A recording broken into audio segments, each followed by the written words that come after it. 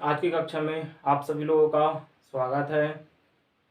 आज हम लोग मेंडल के द्वारा किए गए प्रयोग और उनके सिद्धांत में जो शब्दों का प्रयोग किया गया है उसको समझने का कोशिश करेंगे। यदि हम लोगों को ग्रेगर जॉन मेंडल द्वारा किए गए प्रयोग और सिद्धांत को समझना है तो इसको समझने के लिए सबसे पहले हमको उनके द्वारा प्रयोग किए गए कुछ शब्दों को समझना जरूरी है। तो आइए आज हम लोग उसी को समझने का प्रयास करेंगे। तो आनुवांशिकता से संबंधित कुछ महत्वपूर्ण तकनीकी शब्द, जैसे कि सबसे पहले दिया गया है क्रॉस या संकरण, है ना, इसे बोलते हैं क्रॉस और हाइब्रिडाइजेशन। तो संकरण किसे कहते हैं? किसी जाति के भिन्न गुणों वाले नर एवं मादा को लैंगिक रूप से मिलाने की क्रिया को ही हम संकरण कहते हैं। क्या होता है, जब हम किसी भी जाति के भिन्न गुणों वाले नर एवं मादा को, है ना, भिन्न गुणों वाले नर एवं मादा को आपस में मिलाते हैं तो इस क्रिया को क्या कहते हैं? संकरण या हाइब्रिडाइजेशन कहते हैं। आया समझ में? तो हाइब्रिडाइजेशन किसे कहेंगे? किसी जाति के भिन्न गुणों वाले नर एवं मादा को लैंगिक रूप से मिलाने की क्रिया को ही संकरण कहते हैं। उसके बाद सेकंड नंबर में दिया गया है संकर या हाइब्रिड। अब हमने क्या किए थे संकरण में? सबसे पहले भिन्न गुणों वाले जीवों के, है ना, नर एवं मादा को लैंगिक रूप से आपस में मिला दिए थे। अब मिलाने के बाद उनसे जो संतान उत्पन्न होंगे या संतान का जो निर्माण होगा तो उसी संतति या संतान को ही हम क्या कहते हैं? संकर या हाइब्रिड कहते हैं। अतः संकरण से उत्पन्न संतति को ही हाइब्रिड कहते हैं या संकर कहते हैं। दूसरे नंबर पर आता है इकाई लक्षण, है ना। इसको हम एक साधारण शब्दों में समझने का प्रयास करते हैं कि इकाई लक्षण या यूनिट कैरेक्टर किसे कहते हैं। तो जीवों में गुणसूत्र जो है वो जोड़े में या लक्षण जो है वो जोड़े में पाए जाते हैं।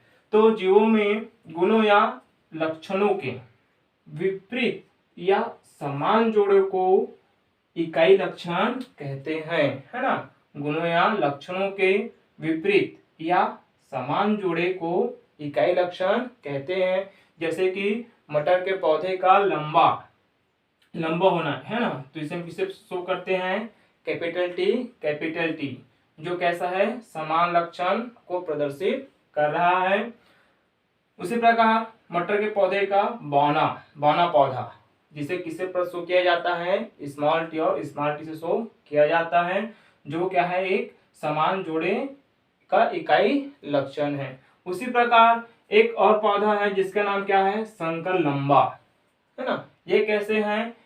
इनका जो गुणसूत्र है या कारक जो है, लक्षण जो है कैसा है? जिन जो है कैसा है? वो कैपिटल टी और स्मॉल टी है। तो ये कैसा है? विपरीत जोड़े वाले लक्षण है। कैसा है? ये विपरीत जोड़े वाले हैं। इनके इसको जोड़े क्या है? अलग अलग है। आया समझ में? तो ये जो पौधा जो है संकर लंबा, इनका निर्माण कैसे हुआ है? जब कैपिटल टी और स्मॉल टी, है ना, तो कैपिटल टी किसको शो कर रहा था? लंबा को शो कर रहा था। और स्मॉल टी किसको शो कर रहा था? बौना को। जब दोनों का आपस में संकरण कराया गया तो इनसे जो संतति उत्पन्न हुआ वो कैसा होता है? संकर लंबा होता है। लंबा क्यों होता है? क्योंकि कैपिटल टी जो होता है वो प्रभावी होता है, इसलिए हमको उनका लक्षण दिखाई देता है और स्मॉल टी जो है उनका लक्षण दिखाई नहीं देता है। तो यह किसको शो कर रहा है? विपरीत जोड़े के इकाई लक्षण को प्रदर्शित कर रहा है। तो इकाई लक्षण किसे कहेंगे? गुणों या लक्षणों के विपरीत या समान जोड़ों को ही एक इकाई लक्षण कहते हैं। उसके बाद आता है युग्म विकल्पी। चौथे नंबर पर दिया गया है युग्म विकल्पी एलिल्स या इसी को या एलिलोमॉर्फ।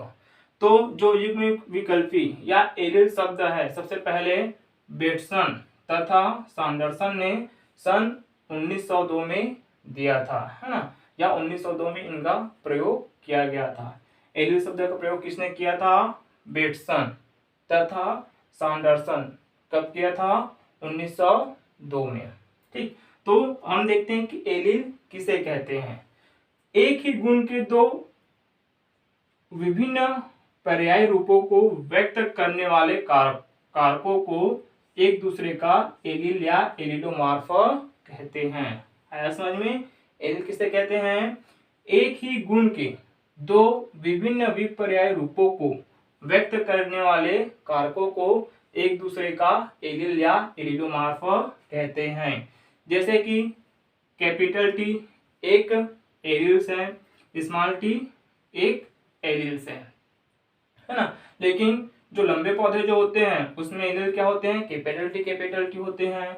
और जो बौने पौधे जो होते हैं है ना, उनका एलिल क्या होता है? स्मॉल टी होते हैं। लेकिन इन दोनों एक दूसरे के कैसे होते हैं? समान होते हैं। लेकिन जो संकर लंबे पौधे जो होते हैं उसमें क्या पाई जाती है? कैपिटल टी और स्मॉल टी है ना। यहाँ एक एक एलिल जो है वो दूसरे संगति में चला जाता है। तो उनसे जो पौधे जो बना था वो कैसा था? संकर था। तो इनके एलिल कैसे होते हैं? विभिन्न होते हैं। कैसे होते हैं? विभिन्न, है ना। तो संकर लंबे पौधे में एलिल जो होते हैं या कारक जो होते हैं वो कैसे होते हैं? विभिन्न होते हैं। लेकिन जो शुद्ध लंबा पौधा है और शुद्ध बौना पौधा है, इनके एलिल जो होते हैं वो कैसे होते हैं? समान होते हैं। तो आया समझ में? एलिल किसे कहेंगे? एक ही गुणों के दो विभिन्न विपर्याय रूपों को व्यक्त करने वाले कारक को हम क्या कहते हैं? एक दूसरे का एलिल्स या एलिलोमॉर्फ कहते हैं। उसके बाद आता है प्रभावी एवं अप्रभावी लक्षण। तो सबसे पहले देखिए, प्रभावी को बोलते हैं डोमिनेंट और अप्रभावी को बोलते हैं रिसेसिव। डोमिनेंट क्या होता है? वह लक्षण या कारक जो हमको दिखाई देता है उसे हम क्या बोलते हैं? डोमिनेंट कहते हैं। जैसे कि कैपिटल टी है ना, जहां भी कैपिटल लिखा हुआ होगा मतलब वो समझ जाना कैसे होगा? प्रभावी होगा, है ना। जब भी हम संकलन कराएंगे तो जहां जहां कैपिटल टी या कुछ भी जो लिखा रहेगा कैपिटल में होगा तो क्या कहलाएगा? प्रभावी या डोमिनेंट कहलाता है। दूसरा, वह युग्म एलिल्स जो जिसका लक्षण जो हमको दिखाई नहीं देता है, या वह एलिल्स या कारक जिसका लक्षण हमको दिखाई नहीं देता है उसे बोलते हैं रिसेसिव। जैसे कि कैपिटल टी और स्मॉल टी, यहाँ पौधा कैसा था? संकर लंबा था, है ना। तो इसमें हमको जो प्रभावी था वो हमको दिखाई दे रहा था। तो प्रभावी क्या था? लंबा। कैपिटल टी क्या है? लंबा है ना। तो ये कैसा? प्रभावी था। इसी कारण पौधे कैसे हो गए? संकर लंबा हो गए। लेकिन कैपिटल टी कैसे थे? अप्रभावी थे। इसी कारण हमको इनके जो लक्षण दिखाई नहीं देते हैं। अतः जिनके लक्षण हमको दिखाई देते हैं वो क्या कहलाती है? प्रभावी डोमिनेंट कहलाती है।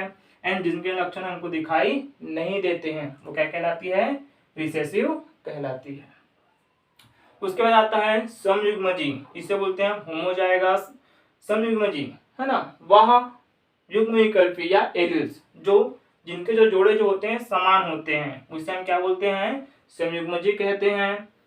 जैसे कि कैपिटल टी और कैपिटल टी, स्मॉल टी और स्मॉल टी। दूसरे नंबर पर आता है विषम युग्मजी हेट्रोजाइगस। वह युग्म विकल्पी या एलिल्स जिनके कारक जो होते हैं, लक्षण जो होते हैं वो अलग अलग होते हैं तो इसे हम क्या बोलते हैं? विषम युग्मजी या हेट्रोजाइगस कहते हैं। जैसे कि कैपिटल टी और स्मॉल टी, है ना। तो इसमें देखो लक्षण कैसा है? अलग अलग है। कारक कैसा है? अलग अलग है। क्या है? कैपिटल टी और एक स्मॉल टी है। तो इसे हम क्या बोलते हैं? विषम युग्मजी हेट्रोजाइगस कहते हैं। पहले में क्या था? समयुग्मजी। सम मतलब क्या होता है? समान। अतः जिनके लक्षण या कारक जो होंगे कैसे होंगे? समान होंगे। जैसे कि कैपिटल टी, स्मॉल टी। तो इसे हम क्या बोलते हैं? समयुग्मजी या होमोजाइगस कहते हैं। यहाँ बहुत इंपॉर्टेंट क्वेश्चन है, एग्जाम में पूछा जाता है। तो सबसे पहले देखते हैं हम समयुग्मजी होमोजाइगस, विषमयुग्मजी हेट्रोजाइगस, है ना। दोनों में अंतर। पहला समयुग्मजी, इनके एलिल समान होते हैं ना। समयुग्मजी जो होते हैं उनके एलिल्स कैसे होते हैं? समान होते हैं। जैसे कि कैपिटल टी, स्मॉल टी, है ना। तो इसे हम क्या बोलेंगे? समयुग्मजी। दूसरे नंबर में देखते हैं विषम युग्मजी। इनके एलिल्स जो होते हैं वो असमान होते हैं। जैसे कि दिखाई दे रहा है कैपिटल टी और स्मॉल टी दोनों समान है क्या? नहीं है। तो ये क्या कहलाएगा? विषम युग्मजी या हेट्रोजाइगस कहलाएगा। तो जब इनका संकरण होता है तो इनमें से क्या होता है? एक जो होता है वो प्रभावी होता है, एक जो होता है वो अप्रभावी होता है ना। कैपिटल टी जो होता है कैसे होता है? प्रभावी होता है। स्मॉल टी जो होता है क्या होता है? अप्रभावी होता है। समझ में? दूसरा, यह केवल एक ही प्रकार के युग्म बनाता है। जो संयुग्मजी जो होते हैं, है ना, होमोजाइगस जो होते हैं, या सिर्फ एक ही प्रकार के युग्मक बनाते हैं। लेकिन जो विषम युग्मजी होते हैं, हेट्रोजाइगस होते हैं, है ना, इनसे एक जीन की वंशगति में दो प्रकार के युग्मक बनते हैं। इसमें कितने प्रकार के युग्मक बनेंगे? दो प्रकार का, एक क्या है प्रभावी है और एक क्या है अप्रभावी है। इसी कारण इसमें दो प्रकार या अलग अलग प्रकार के युग्मक बनते हैं। लेकिन समयुग्म जो होते हैं उसमें एलील जो होते हैं समान होते हैं, इसी कारण एक ही प्रकार के युग्मक बनते हैं। तीसरा, यह किसी विशेषक के लिए शुद्ध होता है ना, क्योंकि ये सभी क्या होता है एक समान होता है, इसलिए कोई नया लक्षण उत्पन्न नहीं होता है। इसलिए कैसे होते हैं? सभी के सभी समान होते हैं। इनके जितने भी विशेषक जो होते हैं वो शुद्ध होते हैं, एक समान होते हैं। लेकिन विषम युग्मजी में यह किसी विशेषक के लिए शुद्ध नहीं होते हैं। जैसे ये कैसे होते हैं? संकर होते हैं। जैसे कि कैपिटल टी और स्मॉल टी, इसमें क्या है दोनों के लक्षण है, लेकिन हमको सिर्फ क्या है कैपिटल टी के लक्षण दिखाई देते हैं, जो क्या होता है प्रभावी होता है ना। इसी कारण हमको विषम में जो होते हैं उसमें विशेषक के शुद्ध नहीं होते हैं, लेकिन संयुग्म जो होते हैं उसमें विशेषक के लिए यहाँ क्या होता है शुद्ध होता है। चौथा, इनमें स्वपरागण होने पर केवल समयुग्मजी जीव बनते हैं, है ना। जब इनका हम स्वपरागण कर देते हैं, है ना, सेल्फ पॉलिनेशन करते हैं, तो इनमें क्या यदि हम कैपिटल टी का कैपिटल टी से कराएंगे तो इनके संतान जो कैसे होगा कैपिटल टी ही कारक पाया जाएगा। इसी कारण जब हम समयुग्मजी में स्वपरागण की क्रिया कराते हैं तो उनके जो जीव जो होते हैं या संतति जो होते हैं वो कैसे होते हैं समयुग्मजी ही होते हैं। लेकिन विषम युग्मजी में हम क्या करते हैं स्वपरागण की क्रिया होने देते हैं, तो इनमें से एक कैसे होते हैं प्रभावी होता है, प्रभावी समयुग्मजी होता है, जैसे कि कैपिटल टी हो गया। दूसरा, प्रभावी संकर होते हैं, जैसे कि कैपिटल टी और स्मॉल टी, है ना। तो इसमें क्या होता है अलग अलग प्रकार के युग्मजों का निर्माण होता है। और एक होता है अप्रभावी समयुग्मजी, जैसे कि स्मॉल टी और स्मॉल टी, है ना। तो विषम युग्मजी में जब हम विषम युग्मजी हेट्रोजाइगस में स्वपरागण की क्रिया कराते हैं तो इसमें तीन प्रकार के जीव बन सकते हैं, जैसे कि एक क्या होगा प्रभावी होगा, एक क्या होगा संकर होगा और एक क्या होगा अप्रभावी होगा। तो ये हुआ समयुग्मजी और विषम युग्मजी में अंतर, होमोजाइगस एंड हेट्रोजाइगस में डिफरेंट। तो इसको अच्छे से याद करेंगे। उसके बाद आता है जीन प्रारूप या जीनोटाइपिक, और दूसरा क्या होता है लक्षण प्रारूप, जिसे बोलते हैं फिनोटाइप।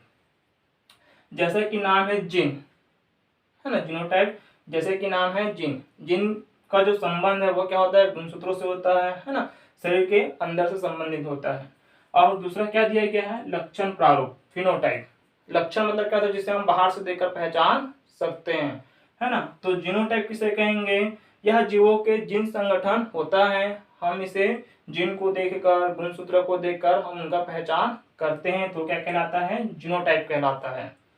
और जब हम यदि किसी जीवों की बाहरी आकार रंग रूप संरचना को देखकर उनका पहचान करते हैं तो क्या कहलाता है फिनोटाइप कहलाता है। तो यहाँ भी देखते हैं जीनोटाइप और फिनोटाइप में अंतर, ये भी बहुत ही इंपॉर्टेंट है। तो सबसे पहले देखते हैं जीन प्रारूप जीनोटाइप। यह जीवों के जीन संगठन को व्यक्त करता है ना। तो जीव जो होते हैं उनके शरीर के अंदर जो जीन पाया जाता है ना, गुणसूत्र जो पाया जाता है उनको कौन व्यक्त करता है जीनोटाइप। लेकिन जो फिनोटाइप होता है यह जीवों के आकार हो गया, आकृति हो गया, रंग स्वभाव तथा आदि गुणों को व्यक्त करता है ना, या किसी जीवों की बाहरी संरचना रंग रूप आकार को व्यक्त करते हैं, उसे हम क्या बोलते हैं फिनोटाइप कहते हैं। दूसरा जीनोटाइप यह लक्षण प्रारूप द्वारा नियंत्रित होता है। जीनोटाइप जो होता है वो लक्षण प्रारूप द्वारा नियंत्रित होता है और जो फिनोटाइप जो होता है वो जीन प्रारूप के द्वारा नियंत्रित होता है।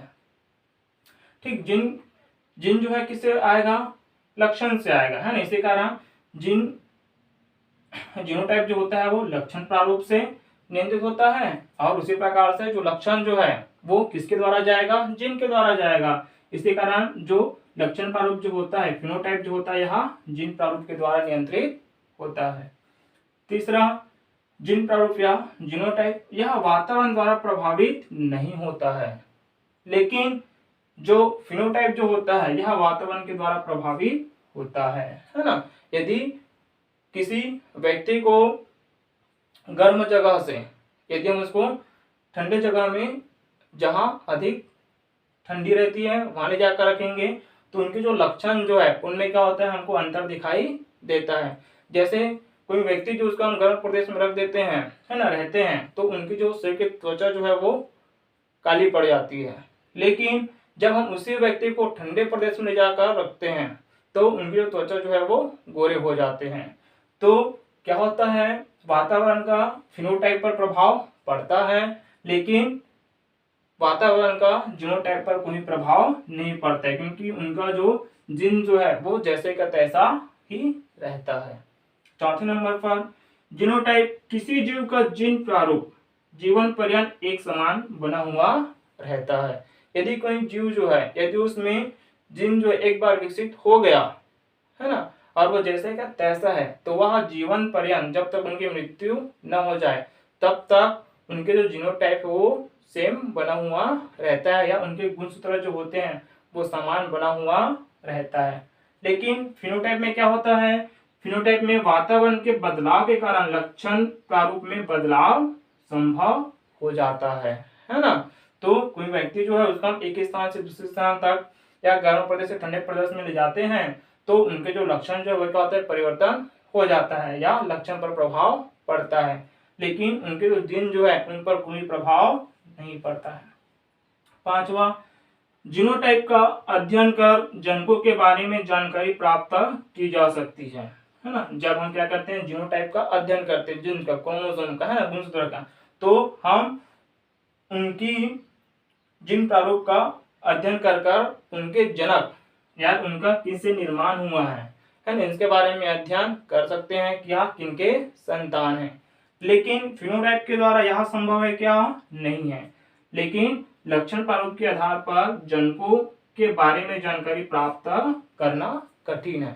समान तो दिख रहे होंगे, है ना, बाहरी आकार रंग रूप से तो समान दिख रहे होंगे, लेकिन कोई जरूरी नहीं है कि वह जीनोटाइप यानी कि जीन की व्यवस्था से भी समान हो। तो हम फिनोटाइप के आधार पर किसी जीवों के जनक के बारे में अध्ययन नहीं कर सकते हैं, लेकिन जीन के आधार पर किसी जीवों के उनके पेरेंट्स के बारे में अध्ययन कर सकते हैं। छठवां, समान जीनोटाइप वाले जीवों के फिनोटाइप भिन्न हो सकते हैं। यह हो सकता है कि जीनोटाइप जो होंगे वो जीवों के, है ना, दो जीव है या दो व्यक्ति हैं जिनके जीनोटाइप तो समान है, जीनोटाइप समान है, तो यह कोई जरूरी नहीं है कि उनके जो फिनोटाइप है यानी कि उनकी हाइट है, उनकी रंग है ना, उनकी रूप है ना, हेयर्स के बाल वगैरह है ना, हेयर्स के कलर वगैरह है, यह दोनों समान हो यह संभव नहीं है ना, कुछ न कुछ अंतर रह जाता है। तो जीवों के जीन तो समान हो सकते हैं, लेकिन फिनोटाइप समान हो सकते हैं क्या, नहीं हो सकते हैं। उसी प्रकार किसी समान फिनोटाइप वाले जीवों के जीनोटाइप भिन्न हो सकते हैं। अब यह भी संभव है कि कोई दो व्यक्ति जो है जिनकी हाइट वगैरह है, रंग है, रूप है, सब सब समान दिखाई दे रहा है, लेकिन जब हम उनका जीन का अध्ययन करते हैं तो कोई जरूरी नहीं है कि उनके जो जीन जो होंगे वो समान होंगे, है ना। इसी कारण जो जीनोटाइप जो होता है वो समान जीनोटाइप वाले जीवों के फिनोटाइप भिन्न हो सकते हैं। उसी प्रकार समान फिनोटाइप वाले जीवों के जीनोटाइप भी क्या हो सकते हैं, भिन्न हो सकते हैं। ठीक, तो समयुग्मजीवी और विषमयुग्मजीवी में अंतर, दूसरा जीनोटाइप और फिनोटाइप में अंतर, इन दोनों को बहुत अच्छे तरीके से याद करेंगे क्योंकि यह पेपर में पूछा जाता है। बहुत बहुत धन्यवाद।